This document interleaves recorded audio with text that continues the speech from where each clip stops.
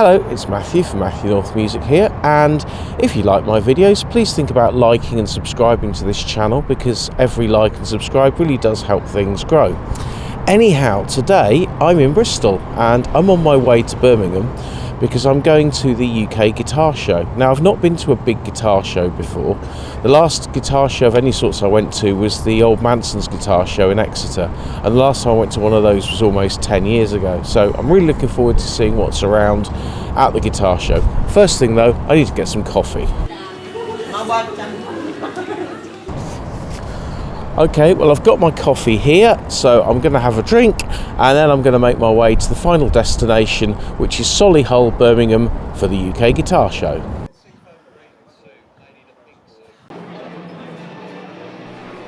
Here we are then, inside the guitar show, and quite busy. Here's Marshall's display. They've reissued all their classic pedals from the early 90s. I used to sell them when I worked in retail.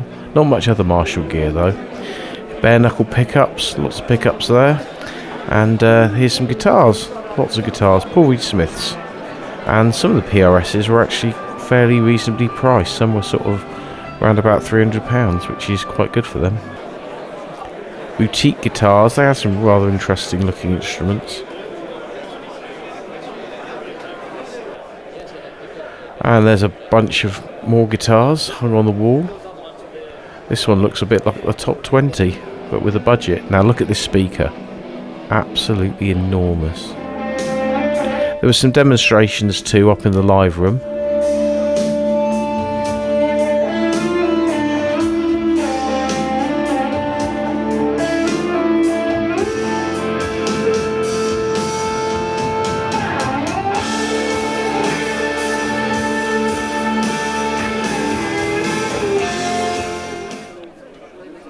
Then we get into the vintage section. Now, this Fender Stratocaster was £79,000, and in the acoustic room there was lots of acoustic guitars. But back into the main room, and I'm just doing a little pan around really of different things that were going on. Now, Reverend Guitars, this was one of my main stops, and I got to meet the owner, Ken Haas, and these guitars are fantastic. I absolutely love Reverends.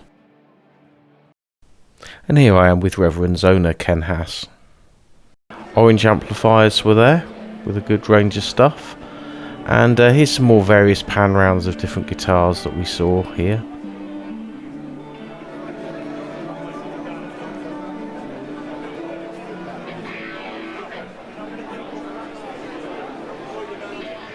Traditional guitars do seem to be common, and lots of pedals, tons of pedals. Everywhere you look there were trays and trays of pedals.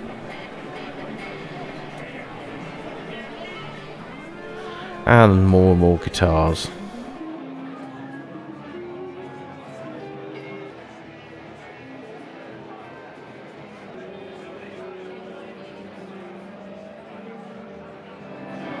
And there were a few basses too.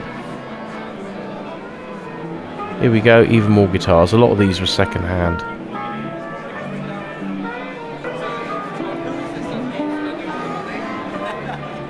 Chapman guitars were doing good business. They seem to be very popular. And these amps, cool amps, and I thought they looked cool. Here's some more pedals. Now, this was one of the more interesting stalls. Crimson Guitars were doing some Luthering demonstrations.